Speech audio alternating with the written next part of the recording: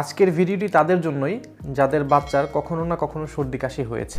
আসসালামু আলাইকুম, আমি ডক্টর শুভ। আমাদের কাছে অনেক সময়ই শিশুর বাবা মা যখন শিশুকে নিয়ে আসে বলে যে আমার বাচ্চাটির সর্দি কাশি হয়েছে।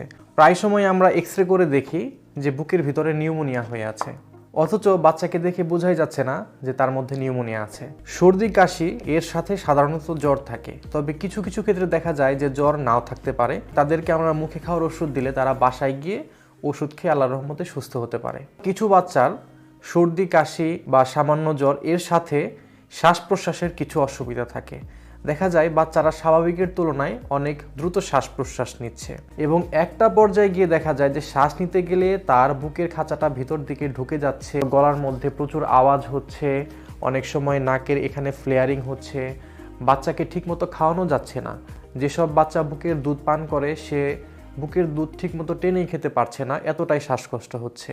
তো তাদেরকে আমরা অতি দ্রুত হাসপাতালে ভর্তি করি। অধিকাংশ বাচ্চার ক্ষেত্রেই অক্সিজেন দিতে হয়। চিকিৎসায় কিন্তু অধিকাংশ বাচ্চাই আল্লাহর রহমতে ভালো হয়ে বাসায় চলে যেতে পারে।